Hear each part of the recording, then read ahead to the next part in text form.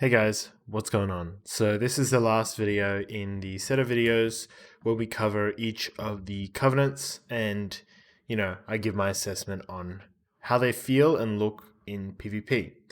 So this one's going to be pretty short because I don't think there's been some massive changes to Necrolord. Generally, I think Necrolord is TLDR, pretty strong right now. And will continue to have its same niche in the future. But we'll cover a couple things here today. Firstly, let's just talk about the legendary. I just want to get it out of the way. I don't think this legendary, whereas it will be that good. While you can extend the duration of your banner a bit, even if you're spending rage really efficiently and you're able to spend how long is the duration of banner? I think it's about 20 seconds. Find it. Last 15 seconds, right? So you do get some more rage from that. Which is beneficial, but the fact that it affects one additional ally is probably more of a PvE thing. It already affects two nearest allies, so it's fine in threes. Maybe in rated battlegrounds, this could be a bit better. But overall, I would still recommend going with Battlelord or, Unhinged or something. Pretty much anything else is better. So let's kind of cover the changes to the Covenant, right? This is the interesting part. I think there's some cool stuff that they've put into Necrolord, which will be really nice to use. So obviously, right now, a lot of people are going Plague Devisers Marilef because of this pretty much useless coding. It's got nice binds. I mean, this is pretty much useless, but overall, the tree is quite nice. And you do get this extra immunity to crowd control. So if you're channeling Flashcraft, they have to commit a kick, right? It's pretty good. You get the potency coming down right afterwards, and then you get either undulating maneuvers. While above 80% health, 5% of damage taken is absorbed and spread out over 5 seconds. I mean, this isn't bad. This is similar to the stagger effect for Brewmasters. And I mean, it'll just be a little bit easier for your healer to kind of heal you. It's kind of like a 5% damage mitigation, but not really because it's spread out. It's whatever. I don't think this is too important either way. Viscous Trail. When struck by a snare, you drop a puddle that lasts for 10 seconds. Enemies that step in the puddle are slowed by 70% for 5 seconds. This is pretty cool. I actually kind of like this, especially against something like Rogue Mage. Where you might charge, get rooted, and then you have this pretty powerful slow for 70% for 5 seconds, so they can't easily get away. But I feel like these are pretty similar in their impact. The Kappa ability is really interesting though, because you get this oozling that fights alongside you. So you do 2% more damage, and you get this shield. I imagine it would do some extra damage as well, because it says fights alongside you, so I don't know, it might be auto attacking and give you this 2% additional damage, and then grant you this absorb shield. Would be interested to see how this plays out. It'd be kind of cool. It lines up nicely with your burst, obviously, so good synergy there. On Emily, this is actually quite a good kind of soulbind because you actually do get a strong ability here. I think the only issue with this was you don't get Ooze's frictionless coding, which is quite nice, but you do get some nice abilities kind of coming through here. You get, I think, some extra movement speed, or the sulfuric emission, which is really annoying, definitely. And then you get your potency here too. So let's go to Resilient Stitching. While above 90% health, you gain an Absorb Shield for 8k for a minute. I think this is really good. This is a really just baseline. If you stack it on top of your Necrolord ability, you'll probably at some point every minute be above 100% health. Really good against setup comps. Just makes you a bit tankier in twos against double DPS or something, or against Rogue Mage. Having that 8k plus your Necrolord means you can survive a lot without committing cooldowns. The other one is when you stand still for 5 seconds, you gain some movement speed, which I think is pretty cool too. If you're lining a team, You just stand still for a second while they're running up to you, and then when you want to kind of turn on them, you move a bit faster. It's whatever. Um, and this one here, so Flashcraft covers you in 3 pustules per 1 second for being channeled.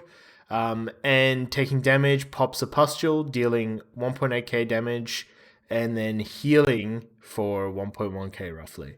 So, like, if we look at Flashcraft, it channels for 3 seconds, so you would have, I suppose, 9 pustules, which isn't bad. Like, it's sort of a nothing ability though, but given that lead by example is pretty good and this is pretty decent, and I think this is kind of good, like, there's some definite benefits to going through this line because you get the potency here, which gives you the movement speed, which is probably the best out of these three, and then you get the resilient stitching, and this is just a decent. It's not going to make a huge impact, but it's not bad, and it's has some small use.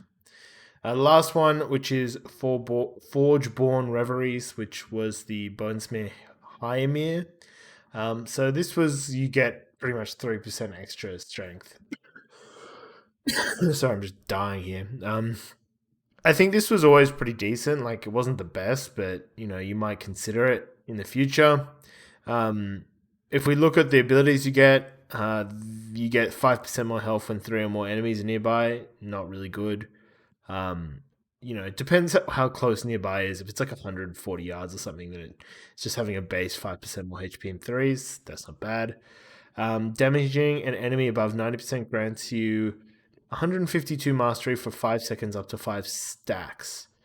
So I kind of can't really understand how this works.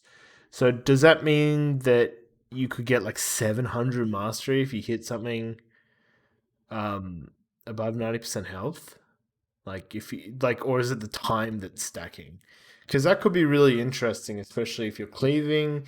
Maybe you could swap it and kind of buff yourself there. But that's just a decent damage increase. I think that's pretty strong. 152 mastery would line up to about 7% more damage. Well, 7% more mastery added. So pretty strong. And then if it stacks nicely, then it'd be really cool. And then looking at the last one, when you damage an enemy that's below 35% health, 3% of the damage done is repeated over 5 seconds. Healing an ally grants them the ability to have their damage repeat this way at 30% effectiveness for 5 seconds. Yeah, I don't really understand how that second part works. I mean, is it 30% of the 3%? Not that interesting. But the top part could be pretty decent. Especially if it's like a stacking or rolling thing. Like, if it's just 3% of that initial damage, not that interesting over a 5 second dot. Like, the best you could get, right, is like you crit 10k on someone who's below 35% health. Somehow they don't die, and then they're taking 300 or 300 damage over 5 seconds. Like, I don't know. The alternative is if you do like 4k DPS on a target that just isn't getting topped, and then this 5 second dot like is a stacking thing that really builds up, which would be pretty potent, I think. But yeah, overall, I think like there's some considerations with Conqueror's Banner, which is going to sound weird, but as people get more secondaries, the benefit of 400 mastery is it's not as impactful. Like, it's still good, but if you've like once people start getting higher numbers, then 400 mastery, if you have a base 900 mastery, is only like a 30% increase or something, right? Or 50% increase. Whereas right now, a lot of people don't even have like 200, 300 mastery. So having the extra 400 there on their, like on a ret or something is a huge, has huge impact on the game. It's a massive increase in damage. So yeah, ultimately, I think Necro is still going to be really good in comps where you can buff your team. So Ret Warrior. I don't know if I would put it like above Kirin or Venthir. I think it's still pretty strongly, like it's firmly in the second place, because I think the the Covenants are quite strong. They're pretty decent. Fleshcraft's always going to be strong.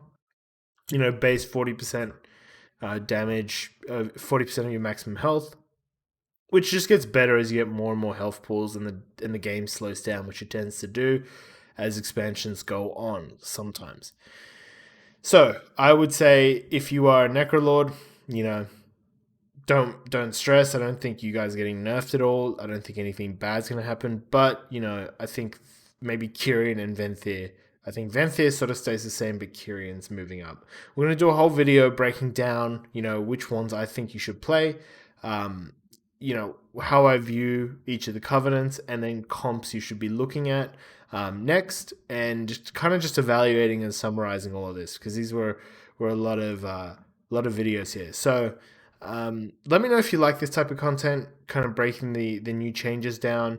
I'm gonna have more guides for you, and we're going really hard in 9.1. So I'm already prepping a whole bunch of new characters. I'm prepping, Soul Ash for new legendaries, all this kind of stuff, so that we have some seriously sick content to cover. So big thanks to everyone that subscribes. I think 9.1's looking pretty good. It looks pretty fun. So I've got no complaints. I'm looking forward to it. Hope you guys are as well. For everyone enjoying the TBC grind, let me know how you're going. How's TBC feeling? I'm probably not going to play it at all. So, let me live for osmosis. All right, guys, take it easy. Peace out.